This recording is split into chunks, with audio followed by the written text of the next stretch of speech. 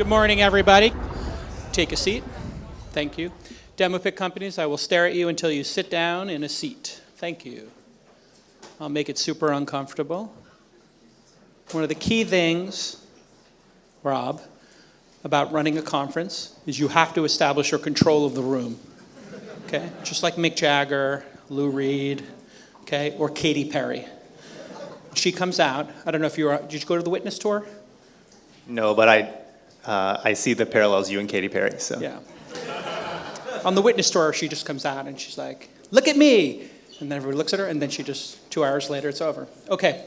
Hey, thanks for coming, everybody. I'm Jason Calacanis, angel investor and internet celebrity, which, by the way, is the equivalent of being the first person voted off the least highly rated reality show on television. Just so we're clear about that. This is my good friend, Rob May.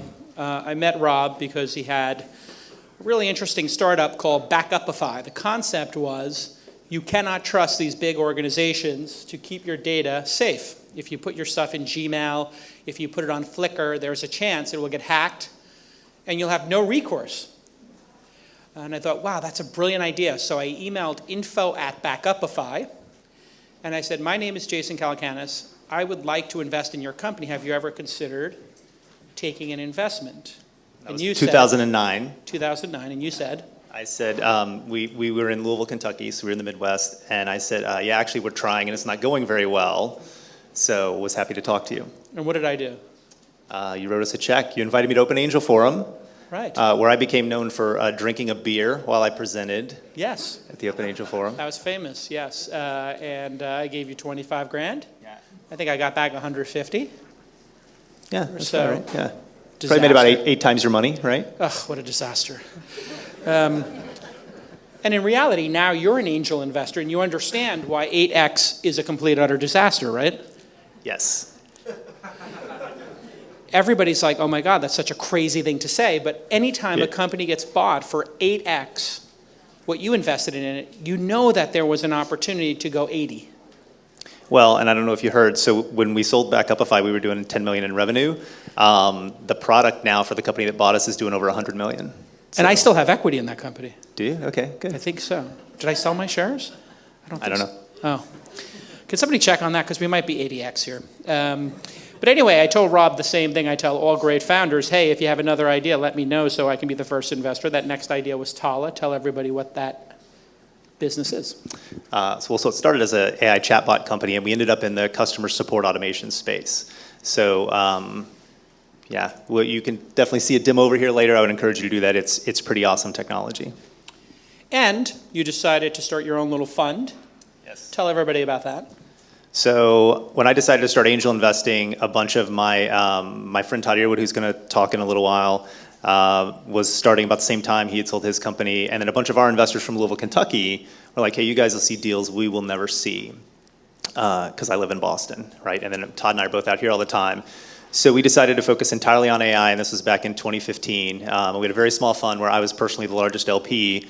That fund was fully invested, and so, yeah, so we've done 53 investments. Well done. You've learned well. Yeah, mostly AI. Well, that was part of your advice, right? Is like don't do 4 and get cold feet. Like if you're going to do it, you got to commit. Some of them have done really well, and we just did a first close on Fund 2. So fantastic. And out of we have 25 demo pit tables here, or 30? I think 25. Does anybody have the count? It's about 25 or 30. 30. Of those, how many of those are your investments? Do we get a couple of them in? Yeah, 3 or 4, and one we have a term sheet out to that'll hopefully be an investment soon. So there's one in the demo pit that there's a term sheet out to. And we hope to invest in another 1 or 2 today. So. Great. So just to give people a little background on why we're doing this event is sponsored by our good friends at IBM, of course Tala, and Rob, and both of my companies, Launch, which is my investment company, which did 55 investments last year, and we'll do probably 80 this year.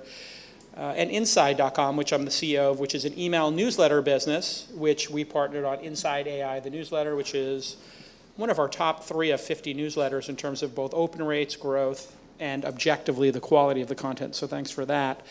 And Inside is hoping that with our 50 newsletters, maybe the top 10% would make for great live events. And so this is our test of that. The goal here is, with any live event, one, have people show up, check. The room is packed, there's only 2 open seats, and I think those are ours. 2, great content, which I think Emmy Award-winning producer Jackie did an amazing job. She's not in the room, but we'll give her a round of applause. Let's give it up for Emmy Award-winning producer Jackie. Ah, there she is. Thank you, Jackie. And now she'll run out and go count her Emmys. 4 Emmys. And so you want the room to be packed, just in terms of events. This is what I always worry about in 25 years. 2, great content. 3, great networking. I looked at y'all's titles. How many people have AI, machine learning, or something to that effect in their title or primary job function? Raise your hand nice and high. Great. So maybe that was about 70%. How many people in the room are investors? Raise your hand nice and high. Great, which is the other group of people who are here. The founders, you saw the investors. Commit that to memory. You get them during lunch. A couple of ground rules for okay, so number 1, people showed up. Number 2, great content. Number 3, great networking. And number 4, don't lose money. And that's always what you want to make sure you don't do with these events. Our hope is to do this now 3 more times in the next year. So this is planting a flag for us, Rob, myself, IBM, and y'all coming. But we want to continue this discussion. And our hope was to focus this not on the conversations of general AI taking over and murdering us all. Right. We're tired of that discussion. Right. Are you tired of that discussion? I'm very tired of that discussion. And that's going to happen either way. There's no stopping that. So we might as well just enjoy the rest of our lives and the half of our children's lives that they get to live before they're murdered in the fiery apocalypse of general AI, correct? Yeah, or it could turn out good. I mean, we don't have a talk on that today, but I'm not concerned about the killer AI yet. Great. So just so we level set, today is about executing on machine learning and AI in the enterprise, in startups, and how this is going to help humanity maybe be a little bit better, right? Yeah, it seems like the gap in content around AI is really, there's tons of places you can go and learn about the newest, neural network topology or whatever. There's not a lot of places you can go and talk to people about how your marketing message needs to change, should you talk about AI or not. But there's a lot of people that have been through that and can tell you for certain types of customers you do, for certain types of customers you don't. So this is really very much about applied AI, how to actually take it to market, how to build real products. All that cool stuff. When you're looking at a company, and you're an expert on AI and machine learning, I'm not. When you're looking at a company and they say, and of course it's AI, machine learning powered, and they sprinkle all that pixie dust all over it, how do you know if they're full of shit or if they're actually implementing machine learning and AI? How do you determine that? Because I don't have a system for that. People are like, JCal, it's Uber but with AI, it's Twitter but with AI, it's Dollar Shave Club but with AI. I don't know. How do I know? And how does a razor become sentient?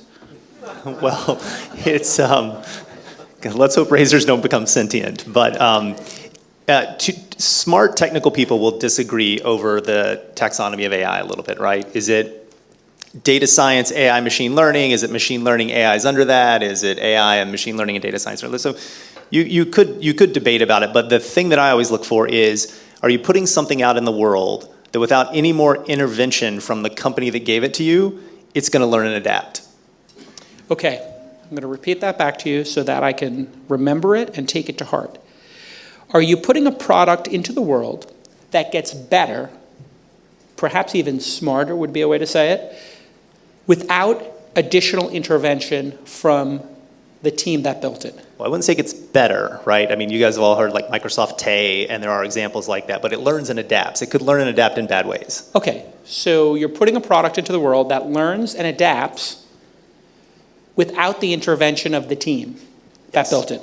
Right. Okay, I think that's a pretty good definition. Which raises a bunch of practical applications, like how do you test things like that? How do you test things like that? You don't know what changes it's going to have as it goes out into the world. That's an applied problem that not a lot of people are working on, except those of us that build these tools and then get customers that email us and we go, wow. Great. And I guess the way you would learn that is, does the product NPS score, Net Promoter Score, go up? Does the usage of the product go up? Does the engagement of the product go up? But as we've seen, in reality, making a product go up and to the right and increasing engagement, i.e. YouTube, Twitter, and Facebook, it could lead to, let's call it the loss of democracy and or chaos. Yes, but one of the good things about AI is that I think, so I was an electrical engineering major and I never had to have an ethics class. If you're a civil engineering major, you do, right? Because you can't skimp and have a bridge fall down. And I think what we've learned from the internet wave and the social media wave is that maybe all kinds of engineers should have ethics courses, right? There's been a lot of problems with social media, and I think that's changing with AI. I think that's really made people think about it, and so I think you're seeing the developers of AI think more about ethics and morality and legality and things than the last couple of waves of technology. Great. We decided to go with a format today of no panels, because panels means A, nobody prepares, B, everybody competes for how many minutes they get, and then the loudest, most obnoxious voice, typically me, takes over. Instead, we went with, hey, let's give everybody 15, 20 minutes to stand on their own. Let's require they do a rehearsal with Emmy award-winning producer Jackie, which is arduous, and people sometimes then back out. Every event, when we put rehearsals in, literally 10%, 5%, one or two of the 10 or 20 speakers back out because their dog ate their PowerPoint. What this means is for you, the audience, you're going to get the chance to rate all these speakers. We're going to email you a survey tonight. Rate them honestly. We then take whoever the highest scoring are, we invite them to the next event, and we give them twice as much time. That's a pretty good system, isn't it? And then the people who have the lowest scores, we thank them, and we thank them. So no pressure on the speakers. Why don't you go ahead and introduce our first speaker? So the first speaker has been a friend of mine for a long time from Louisville, Kentucky. I met Todd Earwood because we did a business together where we both lost a lot of our own money and learned a lot of lessons there. And he was my first call when I started investing. So he's going to come up and share with you guys some of the lessons that he's learned coaching our companies in how to sell AI to investors, to end customers, and overcome their common objections. Great. We're going to put 20 minutes on the clock. Todd, if you want to take two questions, just try to finish at about 17 minutes, and we'll take two questions from the audience. When we take questions, there's a microphone here. We'll ask that you line up when there's about 17 minutes into the 20-minute presentations, which would be at 10:07 for this one. And when you go up and ask a question, please ask a concise question, one of them, and do not feel the need to promote your legal, headhunting, or other services to the audience. If somebody does pitch from the microphone instead of asking a concise question, we have a tradition at launch events to groan. And we're going to practice that right now. 3, 2, groan. Great.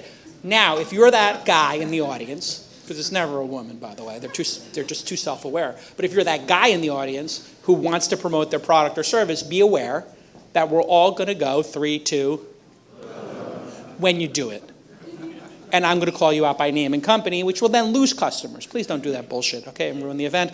Please welcome to the stage Todd Earwood.